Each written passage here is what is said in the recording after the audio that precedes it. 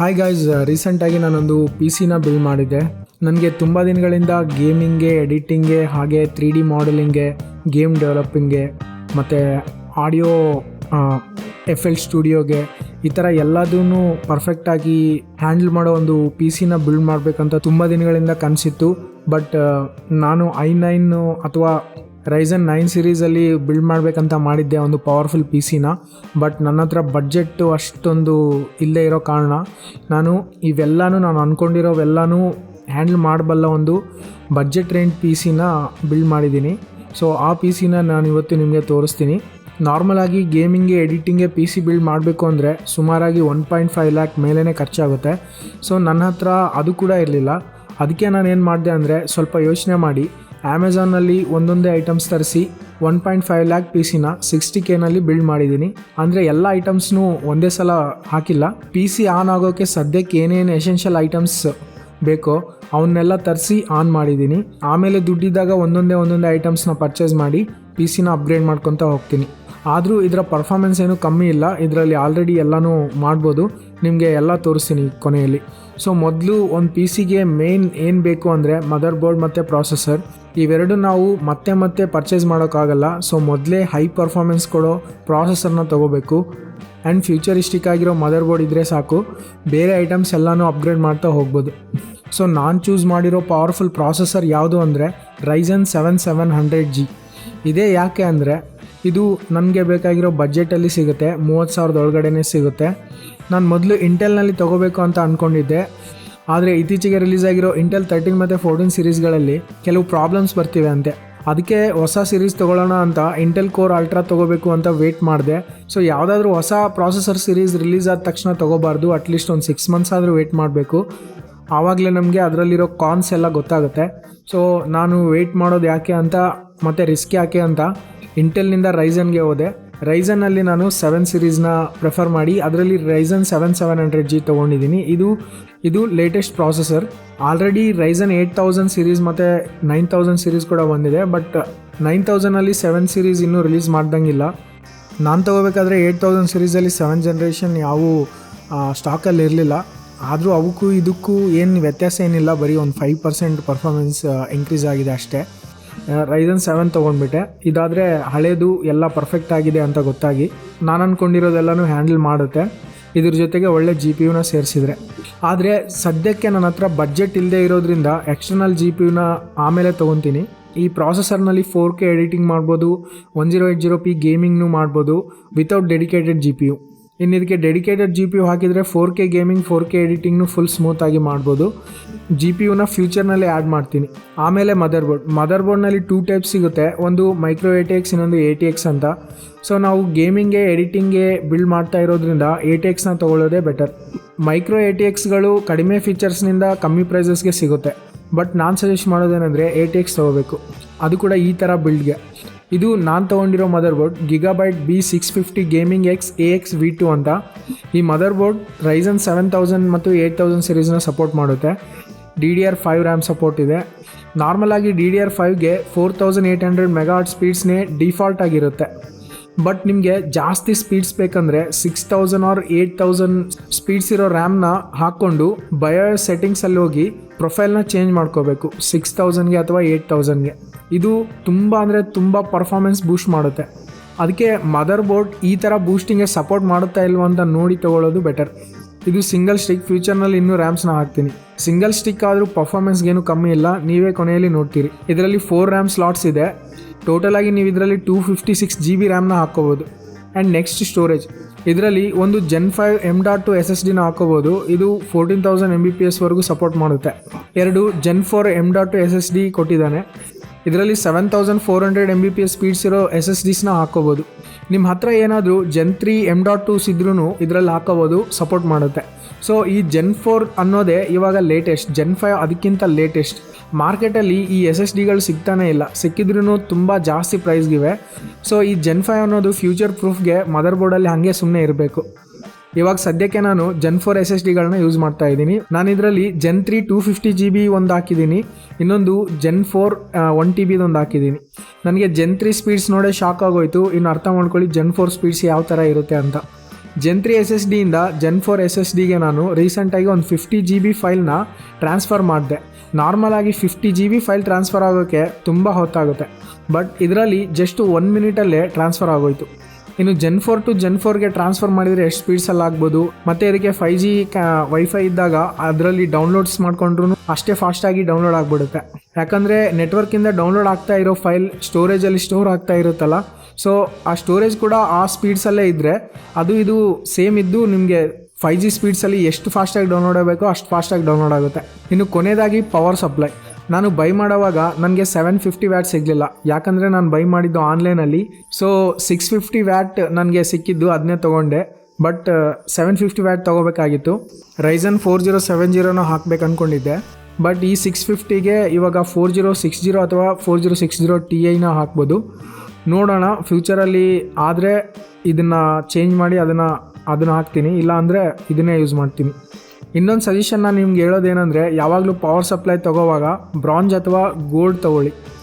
ಕೆಲವೊಂದು ನಿಮಗೆ ತುಂಬ ಕಡಿಮೆ ರೇಟ್ಗೆ ಸಿಗ್ತಾ ಇರುತ್ತೆ, ಅವನ್ನ ತೊಗೊಳಕ್ಕೆ ಹೋಗಬೇಡಿ. ನಿಮ್ಮ ಪಿ ಸಿ ತುಂಬ ಕಾಲ ಚೆನ್ನಾಗಿ ಬರಬೇಕು, ನಿಮ್ಮ ಪಿ ಸಿಯಲ್ಲಿರೋ ಕಾಂಪೋನೆಂಟ್ಸ್ ಎಲ್ಲ ಚೆನ್ನಾಗಿರಬೇಕು ಅಂದರೆ ನೀವು ಗೋಲ್ಡ್ ಅಥವಾ ಬ್ರಾಂಜ್ ತೊಗೊಳ್ಳಿ. ಸೊ ಒಂದು ಕಂಪ್ಯೂಟರ್ ರನ್ ಆಗೋಕ್ಕೆ ಬೇಕಾಗಿರೋ ಎಲ್ಲ ಕಾಂಪೋನೆಂಟ್ಸ್ ನಾವು ಕವರ್ ಮಾಡಿದ್ವಿ. ಇವೆಲ್ಲನೂ ಒಂದು ಪದ್ಧತಿ ಪ್ರಕಾರ ಅರೇಂಜ್ ಮಾಡೋಕ್ಕೆ ಬೇಕಾಗಿರೋದೇ ಕ್ಯಾಬಿನೆಟ್. ನಾನು ಯೂಸ್ ಮಾಡ್ತಾ ಇರೋದು ANT Esports ಅವರ ಮಿಡ್ ಟವರ್ ಕೇಸ್. ಈ ಸೆಟಪ್ಗೆ ನೀವು ಮಿಡ್ ಟವರ್ ತೊಗೊಳ್ಳೋದು ಬೆಸ್ಟು. ಕೆಲವೊಂದು ಓನ್ಲಿ ಮೈಕ್ರೋ ATXನ ಸಪೋರ್ಟ್ ಮಾಡೋ ಕೇಸ್ಗಳು ಕಡಿಮೆ ರೇಟ್ಗೆ ಸಿಗ್ತಾ ಇರುತ್ತೆ ಆನ್ಲೈನಲ್ಲಿ. ನಿಮಗೆ ಗೊತ್ತಿಲ್ಲದೆ ಅವನ್ನ ತೊಗೊಂಡು ಆಮೇಲೆ ಮದರ್ ಬೋರ್ಡ್ ಫಿಟ್ ಆಗದೆ ತೊಂದರೆ ಆಗ್ತಾ ಇರುತ್ತೆ. ಸೊ ತೊಗೊಳ್ಳೋವಾಗ ನೋಡಿ ತೊಗೊಳ್ಳಿ. ನಾನು ಬಳಸಿರೋ ಎಲ್ಲ ಐಟಮ್ ಲಿಂಕ್ಸ್ ಆ್ಯಂಡ್ ರಿಕಮೆಂಡೆಡ್ ಲಿಂಕ್ಸ್ನ ಡಿಸ್ಕ್ರಿಪ್ಷನಲ್ಲಿ ಕೊಟ್ಟಿರ್ತೀನಿ. ಇಂಟ್ರೆಸ್ಟ್ ಇರೋರು ಅಲ್ಲಿಂದ ಬೈ ಮಾಡ್ಬೋದು, ನನಗೂ ಸ್ವಲ್ಪ ಹೆಲ್ಪ್ ಆಗುತ್ತೆ. ಇದೇನು ಪ್ರಮೋಷನ್ ವೀಡಿಯೋ ಅಲ್ಲ, ಜಸ್ಟ್ ನಾನು ಅಮೆಝಾನಲ್ಲಿ ಅಫಿಲಿಯೇಟ್ ಲಿಂಕ್ಸ್ ಹಾಕಿದ್ದೀನಿ ಅಷ್ಟೇ. ಟೋಟಲ್ ಆಗಿ ನನಗೆ ಈ PC ಕಾಸ್ಟ್ ಎಷ್ಟು ಬಂತು ಅಂದರೆ, ಪ್ರಾಸೆಸರ್ 27,819 ರೂಪಾಯಿ, ಮದರ್ ಬೋರ್ಡ್ 17,890 ರೂಪಾಯಿ, ರ್ಯಾಮ್ ಸಿಂಗಲ್ ಸ್ಟಿಕ್ 5,258 ರೂಪಾಯಿ, ಸ್ಟೋರೇಜ್ 1 TBದು 5,729, ಪವರ್ ಸಪ್ಲೈ 5,549. ಬಟ್ ನೀವು 850 ವ್ಯಾಟ್ ತೊಗೊಂಡ್ರೆ 9,000 ಆಗುತ್ತೆ, 750 ವ್ಯಾಟ್ ತೊಗೊಂಡ್ರೆ 7,000ದಲ್ಲಿ ಸಿಕ್ಬಿಡುತ್ತೆ. ಇನ್ನು ನಾನು ಹಾಕಿರೋ PC ಕೇಸ್ ಕ್ಯಾಬಿನೆಟ್ ಬಂದು 3,689 ರೂಪಾಯಿ. ಟೋಟಲ್ ಆಗಿ ನನಗೆ 66,000 ಆಗಿದೆ. ಇನ್ನು ಇದಕ್ಕೆ ಎಕ್ಸ್ಟ್ರಾ ಒಂದು ರ್ಯಾಮು AIO ಕೂಲರ್ನ ಆ್ಯಡ್ ಮಾಡಬೇಕು. ಸೊ ಅವನ್ನೇ ಆ್ಯಡ್ ಮಾಡಿದರೆ 75,000 ಆಗುತ್ತೆ. ನಾನು ಇದಕ್ಕೆ 4060 Ti ಅಥವಾ 4070 GPU ಹಾಕಬೇಕಂತ ಅಂದ್ಕೊಂಡಿದ್ದೀನಿ. ಅವೆಲ್ಲ ಹಾಕಿದರೆ ಟೋಟಲ್ ಕಾಸ್ಟ್ 1.5 ಲ್ಯಾಕ್ಗಿಂತ ಜಾಸ್ತಿ ಆಗುತ್ತೆ. ಸೊ ಸದ್ಯಕ್ಕೆ GPU ಇಲ್ಲದೆ ನನ್ನ ಕಂಪ್ಯೂಟರ್ ಯಾವ ಥರ ಪರ್ಫಾರ್ಮೆನ್ಸ್ ಮಾಡ್ತಾ ಇದೆ ಅನ್ನೋದು ನೀವೀಗ ನೋಡ್ತೀರಿ. ಕೆಲವೊಂದು ಗೇಮ್ಸ್ ನೋಡೋಣ, ಆಮೇಲೆ ಒಂದು ಫೈಲ್ನ ಎಕ್ಸ್ಪೋರ್ಟ್ ಮಾಡಿ ತೋರಿಸ್ತೀನಿ. ಗೈಸ್, ಇದು ಟಾಮ್ ರೈಡರ್ 2013. ನೀವು ಇಲ್ಲಿ ನೋಡ್ಬೋದು ಎಷ್ಟು ಫ್ಲೂಯಿಡಾಗಿ ರನ್ ಆಗ್ತಿದೆ ಅಂತ. ಸೊ ಒಳ್ಳೆ FPS ಬರ್ತಾ ಇರ್ಬೋದು. ಸೊ ನಾನು ಸ್ಕ್ರೀನ್ ರೆಕಾರ್ಡ್ ಮಾಡಿದರೆ CPU ಪರ್ಫಾರ್ಮೆನ್ಸು ಸ್ಕ್ರೀನ್ ರೆಕಾರ್ಡ್ಗೂ ಮತ್ತು ಗೇಮ್ಗೆ ಎರಡಕ್ಕೂ ಶೇರ್ ಮಾಡಬೇಕಾಗುತ್ತೆ. ಸೊ ಅದಕ್ಕೆ ನಾನು ವೀಡಿಯೋ ರೆಕಾರ್ಡ್ ಮಾಡಿ ತೋರಿಸ್ತಾ ಇದ್ದೀನಿ. ಇವಾಗ ನೀವು ಸ್ಕ್ರೀನ್ ರೆಕಾರ್ಡ್ನಲ್ಲಿ ನೋಡ್ಬೋದು. ಸ್ಕ್ರೀನ್ ರೆಕಾರ್ಡ್ ಮಾಡಿದರೂ ಕೂಡ ನಿಮಗೆ ಗೇಮ್ ತುಂಬ ಫ್ಲೂಯಿಡಾಗಿ ರನ್ ಆಗ್ತಾ ಇದೆ. ಮೊದಲಲ್ಲಿ ಈ ಗೇಮು ಅಷ್ಟೊಂದು ಫ್ಲೂಯಿಡಾಗಿ ಸ್ಕ್ರೀನ್ ರೆಕಾರ್ಡ್ ಮಾಡದೇ ಇದ್ದರೂ ಕೂಡ ನೀಟಾಗಿ ರನ್ ಆಗ್ತಾ ಇರಲಿಲ್ಲ.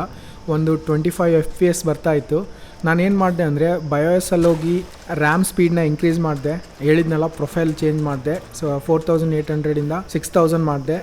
ಆವಾಗಿಂದ ಇದು ಗೇಮ್ ತುಂಬ ಫ್ಲೂಯಿಡಾಗಿ ರನ್ ಆಗ್ತಾ ಇದೆ. ನೀವೇ ನೋಡ್ತಾ ಇದ್ದೀರಲ್ಲ, ಸ್ಕ್ರೀನ್ ರೆಕಾರ್ಡ್ ಮಾಡಿದರೂ ಕೂಡ ಇಷ್ಟು ಚೆನ್ನಾಗಿ ವರ್ಕ್ ಆಗ್ತಾ ಇದೆ. ಸೊ ರ್ಯಾಮಲ್ಲೇ ಇದೆ ಮ್ಯಾಜಿಕ್ ಎಲ್ಲ. ಸೊ ನಾವೀಗ ಡೆಡಿಕೇಟೆಡ್ GPU ಯೂಸ್ ಮಾಡದೇ ಇರೋದ್ರಿಂದ ಇದರಲ್ಲಿರೋ ಇಂಟಿಗ್ರೇಟೆಡ್ GPU ರ್ಯಾಮ್ನಿಂದ VRAMನ ಬಳಸ್ಕೊಳ್ತಾ ಇರುತ್ತೆ. ಸೊ ನಾವು ರ್ಯಾಮ್ ಸ್ಪೀಡ್ಸ್ನ ಜಾಸ್ತಿ ಮಾಡಿದರೆ ಗೇಮಿಂಗ್ಗೆ ಅದು ಬೆನಿಫಿಟ್ ಆಗುತ್ತೆ, ಗೇಮಿಂಗ್ ತುಂಬ ಫ್ಲೂಯಿಡಾಗಿ ಬರುತ್ತೆ. ಇದು GTA 4. GTA 4ನ PCಗೆ ಚೆನ್ನಾಗಿ ಆಪ್ಟಿಮೈಸ್ ಮಾಡಿಲ್ಲ ರಾಕ್ಸ್ಟಾರ್ ಗೇಮ್ ಅವರೇ. ಇದು ಕೇವಲ PS3ಗೆ ಆಪ್ಟಿಮೈಸ್ ಮಾಡಿರೋ ಗೇಮು. PS2ಗೆ ಅನಿಸುತ್ತೆ ಸ್ಟಾರ್ಟಿಂಗಲ್ಲಿ ಬಂದಿದ್ದು. ಆದರೆ PCಗೆ ಇದು ಅಷ್ಟೊಂದು ಆಪ್ಟಿಮೈಸ್ ಮಾಡದೇ ಇದ್ದರೂ ಇಲ್ಲಿ ನೀವು ನೋಡ್ತಾ ಇರ್ಬೋದು ಚೆನ್ನಾಗಿ ರನ್ ಆಗ್ತಾ ಇದೆ. ನನ್ನ PCಯಲ್ಲಿ ಅಷ್ಟೇ ಅಲ್ಲ, ಎಲ್ಲ PCಯಲ್ಲೂ ಇದು ಹಿಂಗೆ ಬರೋದು ಗೇಮು. ಚೆನ್ನಾಗಿ ಆಪ್ಟಿಮೈಸ್ ಮಾಡಿಲ್ಲ, ಬಟ್ ನೀವು ಇಲ್ಲಿ ಫ್ಲೂಯಿಡಾಗೆ ನೋಡ್ತಾ ಇರ್ಬೋದು. ಇದು GTA 5. GTA 5 ನಾನು ಈ ಪ್ರಾಸೆಸರಲ್ಲಿ GPU ಇಲ್ಲದೆ ಇಷ್ಟು ಸ್ಮೂತಾಗಿ ಬರುತ್ತೆ ಅಂತ ಅಂದ್ಕೊಂಡೇ ಇರಲಿಲ್ಲ. ಸ್ಟಾರ್ಟಿಂಗಲ್ಲಿ ನಾನು ಮೊದಲಲ್ಲಿ ಗೇಮ್ ಇನ್ಸ್ಟಾಲ್ ಮಾಡಿದಾಗ ನೋಡಿ ಶಾಕ್ ಆಗ್ಬಿಟ್ಟೆ. ಈ ಗೇಮ್ ಕೇವಲ ನಾರ್ಮಲಾಗಿ ಅಷ್ಟೇ ಅಲ್ಲದೆ ಸ್ಕ್ರೀನ್ ರೆಕಾರ್ಡ್ ಮಾಡಿದ್ರೂ ಫುಲ್ ಸ್ಮೂತಾಗಿ ಬರ್ತಾಯಿದೆ. ನನಗಂತೂ ತುಂಬ ಹ್ಯಾಪಿ ಆಗೋಯಿತು. ಅದು ಅಲ್ಲದೆ 1080p ಗೇಮಿಂಗ್ ಇದು, 720p ಏನಲ್ಲ. ಆದರೂ GPU ಇಲ್ಲದೆ 1080pನಲ್ಲಿ GTA 5ನಂಥ ಗೇಮ್ನ ಹ್ಯಾಂಡಲ್ ಮಾಡ್ತಾ ಇದೆ ಅಂದರೆ ನನಗೆ ತುಂಬ ಆಶ್ಚರ್ಯ ಆಗೋಯಿತು. Man, this whole setup designed to take drugs money. All right, man. Look, we go in quiet. In and out, no fucking drama.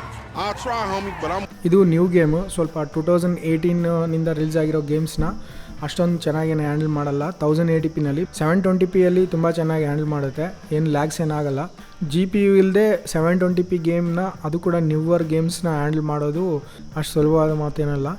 ಇದು ಗೋಸ್ಟ್ ರನ್ನರು, ಇನ್ನೂ ಹೊಸ ಗೇಮು, ಮತ್ತು ಗ್ರಾಫಿಕ್ ಕೂಡ ತುಂಬ ಜಾಸ್ತಿ ಇರುತ್ತೆ ಈ ಗೇಮಲ್ಲಿ.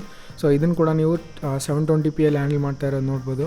ಮೊದಲಲ್ಲಿ ಈ ಗೇಮ್ ರನ್ನೇ ಆಗಲಿಲ್ಲ ಇನ್ಸ್ಟಾಲ್ ಮಾಡಿದಾಗ, ಯಾಕಂದರೆ ಇಂಟರ್ನಲ್ ಗ್ರಾಫಿಕ್ ಕಾರ್ಡು ಬರೀ ಒಂದು 500 GB ಅಷ್ಟೇ VRAM ಥರ ಯೂಸ್ ಮಾಡ್ತಾ ಇರುತ್ತೆ.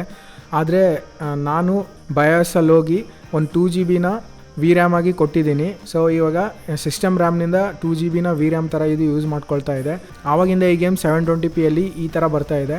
ಸೊ ನೀವು ಕೂಡ GPU ಇಲ್ಲದೆ PC ಬಿಲ್ಡ್ ಮಾಡಿದರೆ ಬಯಾಸಲ್ಲಿ ಹೋಗಿ ಸಿಸ್ಟಮ್ ರ್ಯಾಮ್ನಿಂದ ಜಾಸ್ತಿ VRAMನ ಅದಕ್ಕೆ ಕೊಡಿ. ರ್ಯಾಮ್ನಲ್ಲಿ ಕೂಡ ಲೇಟೆನ್ಸಿ ಇರುತ್ತೆ. ರ್ಯಾಮ್ನಲ್ಲಿ ನೀವು CL30, CL38, CL40 ಅಂತ ಲೇಟೆನ್ಸಿ ಇರುತ್ತೆ. ರ್ಯಾಮ್ ತೊಗೊಳ್ಳೋವಾಗ ನೀವು CL30 ಇರೋ ರ್ಯಾಮ್ಸ್ನ ತೊಗೊಳ್ಳೋದು ಬೆಟರು. CL40, CL50 ಇದ್ದರೆ ಅದು ಲೇಟೆನ್ಸಿ ಜಾಸ್ತಿ ಇರುತ್ತಂತ ಅರ್ಥ. ಲೇಟೆನ್ಸಿ ಕಮ್ಮಿ ಇದ್ದರೆ ನೀವು ಗೇಮಿಂಗಲ್ಲಿ ಇನ್ನೂ ಫಾಸ್ಟಾಗಿ ಗ್ರಾಫಿಕ್ಸ್ ಎಲ್ಲ ರೆಂಡರ್ ಆಗುತ್ತೆ. ಸೊ ಸಾರಿ, ವಿಡಿಯೋ ಬಗ್ಗೆ ಮರ್ತುಬಿಟ್ಟೆ. ಇದು ಪ್ರೀಮಿಯರ್ ಪ್ರೋ, ಇದರಲ್ಲಿ ಎಲ್ಲ 4K ಫುಟೇಜಸ್ ಆ್ಯಡ್ ಮಾಡಿದ್ದೀನಿ, ಒಂದು 1 ಮಿನಿಟ್ವರೆಗೆ. ಸೊ ತುಂಬ ರೀತಿಯ ಎಫೆಕ್ಟ್ಸು ಮತ್ತು ಟ್ರಾನ್ಸಿಷನ್ಸ್ ಎಲ್ಲ ಆ್ಯಡ್ ಮಾಡಿದ್ದೀನಿ. ಇದನ್ನು ಇವಾಗ 4Kದಲ್ಲಿ ಎಕ್ಸ್ಪೋರ್ಟ್ ಮಾಡೋಣ, ಎಷ್ಟೊತ್ತಾಗುತ್ತೋ ನೋಡೋಣ. ಎಕ್ಸ್ಪೋರ್ಟ್ ಮಾಡೋಕ್ಕೆ ಇಟ್ಮೇಲೆ ಬರೀ 1 ಮಿನಿಟ್ ಕ್ಲಿಪ್ಪು ಇಷ್ಟೊತ್ತು ರೆಂಡರ್ ಆಗುತ್ತೆ ಅಂತ ನನಗೂ ಡಿಸಪಾಯಿಂಟ್ ಆಯಿತು. ನಾರ್ಮಲಾಗಿ ಪ್ರೀಮಿಯರ್ ಪ್ರೋದಲ್ಲಿ ಹಂಗೇ ನಿಮ್ಮ PC ಎಷ್ಟು ಚೆನ್ನಾಗಿದ್ರೂ ಅದರಲ್ಲಿ ಸ್ಲೋ ಆಗೇ ಎಕ್ಸ್ಪೋರ್ಟ್ ಆಗುತ್ತೆ. ಸೊ ಇದು 1 ಮಿನಿಟ್ ಕ್ಲಿಪ್ ಕೇವಲ 20 ನಿಮಿಷದವರೆಗೂ ತೊಗೊಳ್ತು. ಸೊ ಅದಕ್ಕೆ ನಾನು ಮತ್ತೆ 1080pಯಲ್ಲಿ ರೆಂಡರ್ ಮಾಡಿದೆ, ಎಕ್ಸ್ಪೋರ್ಟ್ ಮಾಡಿದೆ. ಆವಾಗಲೂ ಕೂಡ ಅದು 1 ಮಿನಿಟ್ ಕ್ಲಿಪ್ನ ಒಂದು 7 ಮಿನಿಟ್ಸ್ವರೆಗೂ ತೊಗೊಳ್ತು. ಸೊ 8 ಮಿನಿಟ್ ಕ್ಲಿಪ್ನ ನಾವು ಏನಾದ್ರು ಇದರಲ್ಲಿ ಇಟ್ಬಿಟ್ರೆ ಇನ್ನೆಷ್ಟೊತ್ತಾಗ್ಬೋದು ಅಂತ ನೀವೇ ಯೋಚನೆ ಮಾಡಿ. ನಾನಿವಾಗ GPU ಇಲ್ಲದೆ ಇರೋದ್ರಿಂದ ನಾನು ಪ್ರೀಮಿಯರ್ ಪ್ರೋನ ಸಜೆಸ್ಟ್ ಮಾಡಲ್ಲ, ನೀವೇನಾದರೂ ಈ ಥರ PC ಬಿಲ್ಡ್ ಮಾಡಿದರೆ. ಆದರೆ ಇದೇ PCಯಲ್ಲಿ ನೀವು ಫಿಲ್ಮರಾ ಪ್ರೋದಲ್ಲಿ 4K ಎಡಿಟಿಂಗಲ್ಲಿ ತುಂಬ ಫಾಸ್ಟಾಗಿ ಎಕ್ಸ್ಪೋರ್ಟ್ ಮಾಡ್ಬೋದು. ವಿಡಿಯೋ 4K ಎಡಿಟಿಂಗು ಪ್ರೀಮಿಯರ್ ಪ್ರೋದಲ್ಲೂ ಮಾಡ್ಬೋದು. ಆದರೆ ಈ ಫಿಲ್ಮರಾ ಪ್ರೋದಲ್ಲಿ ವಿಡಿಯೋ ಎಡಿಟಿಂಗ್ ಜೊತೆಗೆ ನೀವು ಎಕ್ಸ್ಪೋರ್ಟ್ ಕೂಡ ಫುಲ್ ಫಾಸ್ಟಾಗಿ ಮಾಡ್ಬೋದು. ಸೊ ಇಲ್ಲಿ ಅದರಲ್ಲಿ ಹಾಕಿರೋ ಎಲ್ಲ ಕ್ಲಿಪ್ಸ್ನ ನಾನು ಇದರಲ್ಲೂ ಹಾಕಿ, ಈಗ ಬರೋ ಎಲ್ಲ ಟ್ರಾನ್ಸಿಷನ್ಸ್ನ, ಎಫೆಕ್ಟ್ಸ್ನ ಎಲ್ಲ ಹಾಕಿ ಎಕ್ಸ್ಪೋರ್ಟ್ ಮಾಡ್ತಾ ಇದ್ದೀನಿ. ನೋಡ್ಬೋದು ನೀವು, ಕೇವಲ ಒಂದು 3 ಮಿನಿಟ್ಸಲ್ಲೇ ಎಕ್ಸ್ಪೋರ್ಟ್ ಆಗೋಯಿತು. ಸೊ ಇದರಲ್ಲಿ 4K ವಿಡಿಯೋ 8 ಮಿನಿಟ್ ಕ್ಲಿಪ್ನ ಫುಲ್ ಟ್ರಾನ್ಸಿಷನ್ಸ್ ಮತ್ತು ಎಫೆಕ್ಟ್ಸ್ನೊಂದಿಗೆ ಒಂದು 10 ನಿಮಿಷದೊಳಗೇ ಎಕ್ಸ್ಪೋರ್ಟ್ ಮಾಡಿಬಿಡ್ಬೋದು.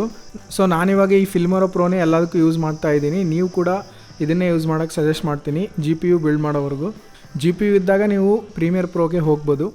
ಸೊ ನಾನು ಮತ್ತೆ ಇವಾಗ ಬ್ಲೆಂಡರ್ ನೋಡ್ಬೋದು. ನಾನು ಒಂದು ಸ್ಪೇಸ್ಶಿಪ್ನ ರೆಡಿ ಮಾಡಿದ್ದೀನಿ ಬ್ಲೆಂಡರಲ್ಲಿ. ಈ ಸ್ಪೇಸ್ಶಿಪ್ನ ಇವಾಗ ರೆಂಡರ್ ಮಾಡಿ ನೋಡೋಣ ಎಷ್ಟೊತ್ತಾಗುತ್ತಂತ. ನೀವು ಇಲ್ಲಿ ರೆಂಡರಿಂಗ್ ವ್ಯೂವಲ್ಲಿ ಹೋಗಿ ನೋಡಿದರೆ ಸ್ವಲ್ಪ ಲ್ಯಾಗ್ ನೋಟಿಸ್ ಮಾಡ್ಬೋದು. ನಾರ್ಮಲ್ ಕಲರ್ ವ್ಯೂವಲ್ಲಿ ನೋಡಿದರೆ ನೀವು ಲ್ಯಾಗ್ಸ್ ಏನೂ ಇಲ್ಲ. ಇದರಲ್ಲಿ ಈಸಿಯಾಗಿ ಮಾಡಲಿಂಗ್ ಮಾಡ್ಬೋದು, ಬಟ್ ರೆಂಡರ್ ಮಾಡೋದು ಸ್ವಲ್ಪ ಕಷ್ಟ. ಫೋಟೋಸ್ ಮಾತ್ರ ರೆಂಡರ್ ಆಗುತ್ತೆ, ವೀಡಿಯೋಸ್ ರೆಂಡರ್ ಮಾಡೋದು ತುಂಬ ಕಷ್ಟ. ಈ ಫೋಟೋ ನನಗೆ ಇವಾಗ 1 ಮಿನಿಟ್ ಆಯಿತು. ನಾರ್ಮಲಾಗಿ GPU ಇದ್ದರೆ 1 ಸೆಕೆಂಡಲ್ಲೇ ರೆಂಡರ್ ಆಗಿಬಿಡುತ್ತೆ ಫೋಟೋ. ನೀವಿಲ್ಲಿ ನೋಡ್ತಾ ಇರೋ ಈ ವಿಡಿಯೋ ನಾನು 4 ಅವರ್ ರೆಂಡರ್ ಮಾಡಿದ್ದೀನಿ ಈ ವಿಡಿಯೋನ. ಅದು ಅಲ್ಲದೆ ಇದು only 720p video. So GPU ಇಲ್ಲದೆ ಬ್ಲೆಂಡರ್ನ ನಾನು ಸಜೆಸ್ಟ್ ಮಾಡಲ್ಲ. ಅಂದರೆ ವೀಡಿಯೋಸು, ಆ್ಯನಿಮೇಷನ್ಸ್ ಎಲ್ಲ ಮಾಡೋಕ್ಕೆ ಜಸ್ಟ್ ಬ್ಲೆಂಡರ್ ಕಲಿಯೋಕ್ಕೆ ಸಜೆಸ್ಟ್ ಮಾಡ್ತೀನಿ. ಇದರಲ್ಲಿ ಚೆನ್ನಾಗಿ ಬ್ಲೆಂಡರ್ನ ಕಲಿತು ಆಮೇಲೆ ನೀವು GPUನ ಒಳ್ಳೆ GPU ಹಾಕ್ಕೊಂಡು ಆ್ಯನಿಮೇಷನ್ಸು, ಮೂವೀಸು ಎಲ್ಲನೂ ಮಾಡ್ಕೋಬೋದು. ಸೊ ಇದು ಈ ವಿಡಿಯೋ. PC ಬಿಲ್ಡ್ ನಿಮ್ಗೆ ಹೇಗೆ ಅನಿಸ್ತು ಅಂತ ಕಾಮೆಂಟ್ ಮಾಡಿ ತಿಳಿಸಿ. ನೀವೇನಾದರೂ ಬಿಲ್ಡ್ ಮಾಡೋ ಥರ ಇದ್ದರೆ ಡಿಸ್ಕ್ರಿಪ್ಷನಲ್ಲಿ ಕೊಟ್ಟಿರೋ ಲಿಂಕ್ಸ್ ಮೂಲಕ ಬೈ ಮಾಡ್ಬೋದು. Thanks for watching.